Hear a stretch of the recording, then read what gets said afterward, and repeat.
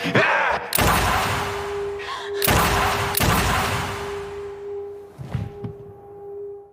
दोस्तों, आज मैं एक्सप्लेन करने वाला हूँ हाल ही में रिलीज हुई एक अमेरिकन सुपरनैचुरल हॉरर मूवी जिसका नाम है द ओवरनाइट। इस मूवी के अंदर खतरनाक टाइम लूप है और लोग हैं भेड़ की तरह जो कि डीमन को चढ़ने वाले हैं। लेकिन इसका राज क्या है, इसके लिए आपको वीडियो को अंत तक देखना पड़ेगा। तो चलिए अब बिना किसी देरी के चलते सीधा वीडियो की तरफ।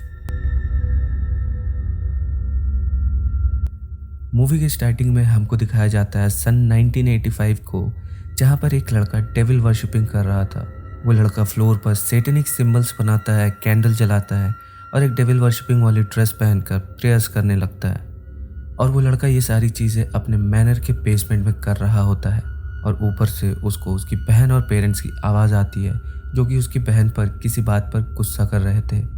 और ये लड़का डेविल वर्शिपिंग में अपने रिचुअल को कंप्लीट कर लेता है, जिससे एक ब्लैक लिक्विड उस बेसमेंट के अंदर गिरने लगता है। और वो लड़का किसी चीज़ से डरते हुए बेसमेंट से बाहर भाग जाता है, जिसके साथ ही सीन यहाँ पर शिफ्ट हो जाता है। अब हम देखते हैं एक कपल को जिनका नाम जेसी और डेविड होता है, जो कि अपनी एक रोमांटिक वेकेशन पर जाने के लिए तैयारी कर रहे होते हैं। और वो दोनों एक एंटिक शॉप पर जाते हैं कुछ सामान लेने के लिए। जेसी अपने लिए कुछ सामान ढूंढने लगती है कि तभी उसके पास एक आदमी आता है जो कि काफ़ी अजीब था और वो जेसी का फ़ैन होता है। वो आदमी अब उसके साथ पिक्चर क्लिक करता है और उसको अजीब तरह से टच करता है, जिससे जेसी थोड़ी सी अनकंफर्टेबल हो जाती है।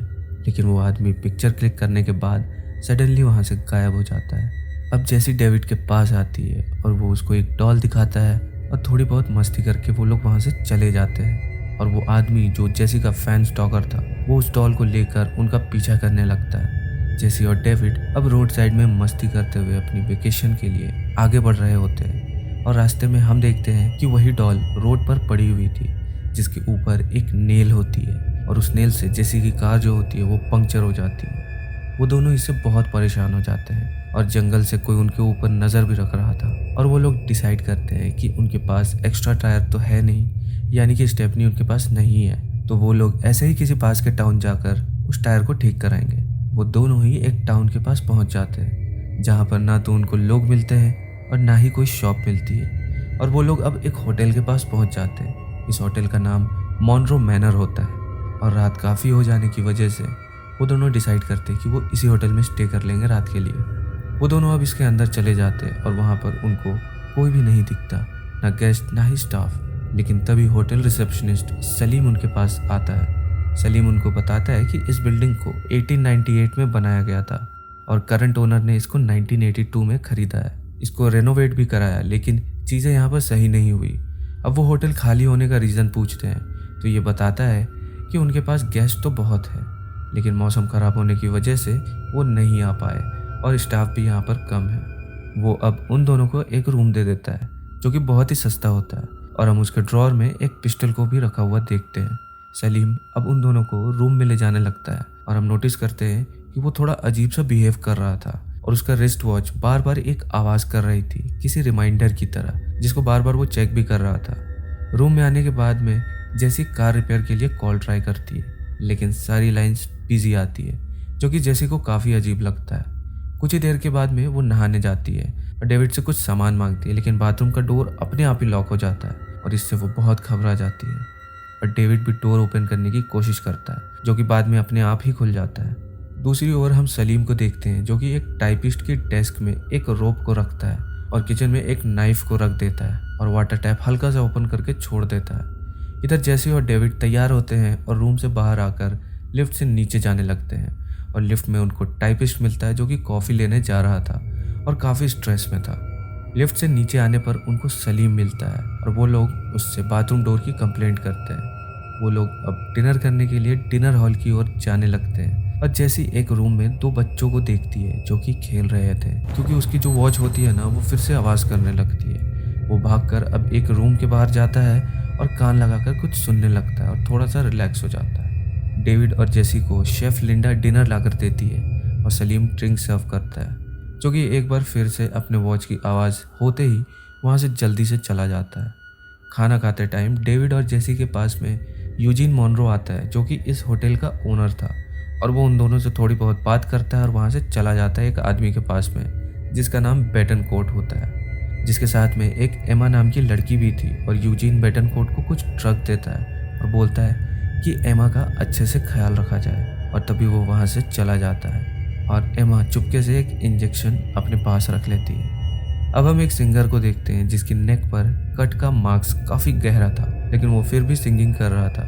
तभी दूसरी तरफ किचन के अंदर लिंडा उस वाटर टैप के पानी से जो कि ज़मीन पर गिरा हुआ था उस पर फिसल कर गिर जाती है, और कोई आकर पास में रखे हुए नाइफ से उसको जान से मार देता है। सलीम बाहर के रूम में अपने बच्चों को देखता है जो कि खेलते खेलते लड़ने लगते हैं, और इसे देखकर वो अनकंफर्टेबल होने लगता है, लेकिन वो खुद को संभालता है। वो किचन में जाता है जहाँ पर लिंडा की लाश पड़ी हुई थी, और उसको उससे कोई फर्क नहीं पड़ता, और वो कुछ नोटिस करके बोलता है कि लूप ठीक से चल नहीं रहा है और ये बंद हो गया है। सलीम डेविड और जेसी को डेजर्ट सर्व करने जाता है और ड्रिंक भी सर्व करता है। वो दोनों बात कर रहे थे कि सडनली लाइट चली जाती है, और सलीम उनके पास आकर बोलता है कि लिफ्ट बंद होने वाली है, तो वो दोनों ही जल्दी से उनके साथ उनके रूम तक चले।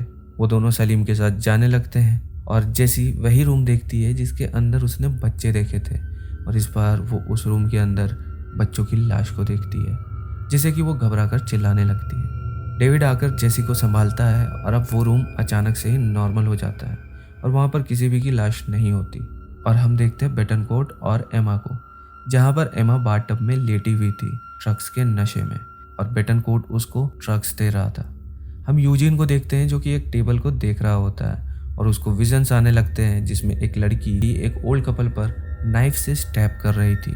सलीम यूजीन के पास में आता है और बोलता है कि लूप ऑफ हो गया क्या, और यूजीन बोलता है कि ये सब सलीम की ही गलती है, उसे सिर्फ जेसी को लाना था और उसने डीमन को एम्पावर कर दिया है। सलीम बोलता है कि वो सिर्फ अपने बच्चे वापस चाहता है, और यूजीन कहता है कि जल्दी सब किया जाए नहीं तो देर हो जाएगी। तभी हम एक सीन में टाइपिस्ट को देखते हैं, और वो खुद को हैंग करके सुसाइड कर लेता है। और दूसरी ओर बेटनकोर्ट को हम देखते हैं जो कि एमा को ड्रग्स दे रहा था, और तभी एमा अपनी छुपाई हुई सिरिंज को बेटनकोर्ट की आंख में स्टैब कर देती है और टब से बाहर आती है, जहाँ पर हम देख पाते हैं कि एमा एक्चुअली में डीमन पोजीशन में है, और वो रूम से बाहर चली जाती है। तो इस पूरे घर के अंदर डीमन घूम रहा है जो कि ये सब कर रहा है, यानी कि यहाँ पर जो टाइम के साथ में मैनिपुलेशन हो रहा है ना, वो ये डीमन कर रहा है। डेविड अब अपने रूम के बाथरूम में शावर ले रहा होता है, और अचानक से शावर से ब्लैक लिक्विड आने लगता है, जिससे कि वो बहुत डर जाता है, और वो बाथरूम से बाहर आकर जैसे को जगाने लगता है और रूम से सलीम के पास जाने लगता है, और रूम अपने आप ही लॉक हो जाता है। डेविड और ज़्यादा परेशान हो जाता है और होटल लॉबी में आता है हेल्प मांगने के लिए, जहाँ पर वो किचन में जाता है और लिंडा की लाश देखता है, जिससे वो और भी ज़्यादा डर जाता है, और वो सब जगह सलीम को हेल्प के लिए ढूंढने लगता है।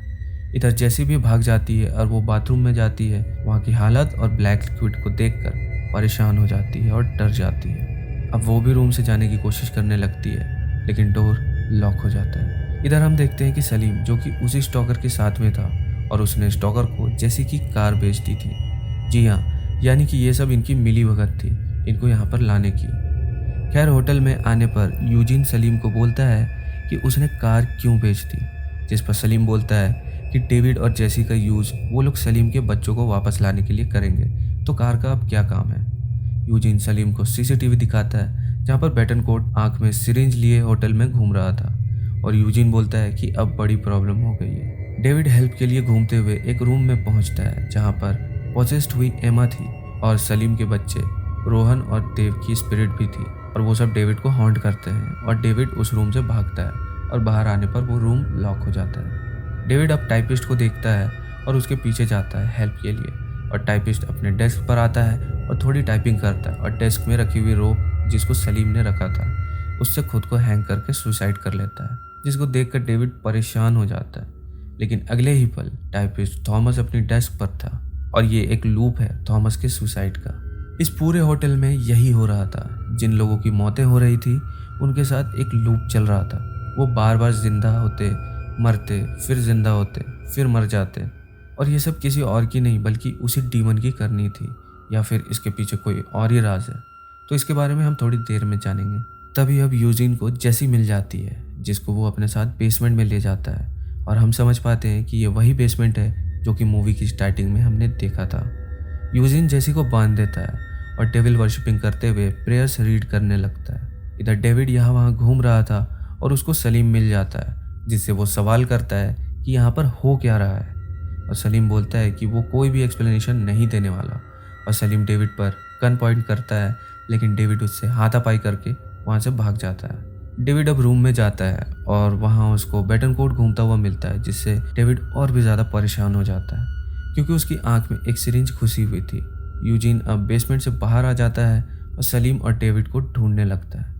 डेविड अब एक जगह पर जाता है जहाँ पर उसे विजन्स आते हैं और हम ये देख पाते हैं कि यंग एमा की अपनी पेरेंट्स से बहस होती है और तभी एमा पर ब्लैक लिक्विड गिरता है और ये लिक्विड डीमन फॉर्म है और एमा अपने पेरेंट्स को जान से मार देती है। और उनकी लड़ाई की बातों से हम ये भी समझ पाते हैं कि ये वही लड़ाई है जो कि मूवी की स्टार्टिंग में हमने सुनी थी।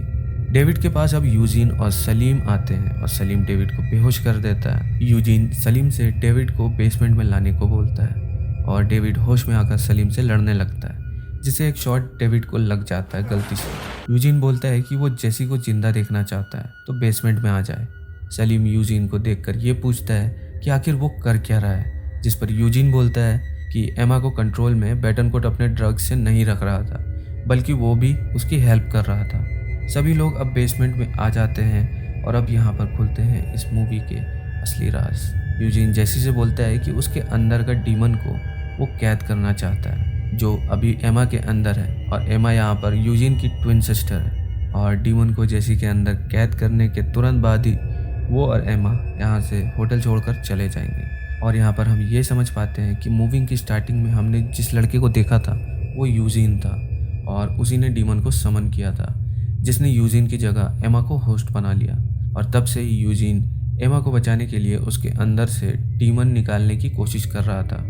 वो ड्रग्स एमा को अनकॉन्शियस रखता था ताकि डीमन उसकी बॉडी पर टेक ओवर ना कर पाए। सलीम सब बातें सुनकर ये बोलता है कि उसके बच्चे का क्या, जिस पर यूजीन बोलता है कि उसके बच्चे मर चुके हैं और वो वापस नहीं आएंगे। और अपने प्लान के लिए उसने सलीम का अब तक इस्तेमाल किया था, यानी कि वो उसको झूठ बोल रहा था कि उसके बच्चे वापस आ जाएंगे। वो अब सलीम को बेहोश कर देता है और अपना रिचुअल शुरू करता है डीमन को एमा से बाहर निकालने के लिए। और उसके बाद में वो जेसी के अंदर उस डीमन को डाल देगा, यानी कि उसको नया होस्ट दे देगा। और तभी एमा भी वहाँ पर आ जाती है। रिचुअल अब कंप्लीट होने ही वाला होता है, लेकिन सलीम एमा को शूट करके जान से मार देता है और यूजीन ये देखकर गुस्से में सलीम को जान से मार देता है। एमा के अंदर से डीमन निकल जाता है और जेसी भागने की कोशिश करती है, लेकिन यूजीन उसको रोकता है, जिसको जेसी स्टैप कर देती है।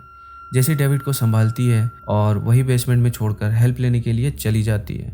रास्ते में जेसी को एक टैक्सी मिलती है, लेकिन टैक्सी में वही स्टॉकर था और जेसी उससे भागती है। वो जेसी का पीछा करता है। वो होटल वापस जाती है और बेसमेंट में जाती है, लेकिन अब उसको डेविड कहीं पर भी नहीं मिलता और वो वहाँ पर पड़ी हुई गन उठा लेती है। वो आगे जाती है तो उसको डेविड मिल जाता है और वो एकदम नॉर्मल था। और हम फ्लैशबैक में ये देखते हैं कि यूजीन ने अपनी प्रेयर जो थी ना वो कंप्लीट कर ली थी। तो डीमन भले ही जेसी में नहीं गया, लेकिन वो डेविड के अंदर आ गया था। अब स्टॉकर वहाँ पर आ जाता है, जिसे पॉसेस डेविड जान से मार देता है और अब वो जेसी की ओर बढ़ने लगता है। तो ना चाहते हुए भी जेसी को उसे शूट करना पड़ता है और अब डीमन जेसी के अंदर आ जाता है और फाइनली जेसी के साथ में डीमन टाउन से बाहर निकल जाता है तबाही मचाने के लिए। और ये मूवी यहीं पर ख़त्म हो जाती है। तो दोस्तों ये थी ओवरनाइट मूवी की कहानी। वीडियो अच्छी लगी तो लाइक कर देना, चैनल पर नए हो तो सब्सक्राइब कर लीजिए। तो मैं आप सबको मिलता हूँ अगले वीडियो के साथ में, तब तक के लिए जय हिंद।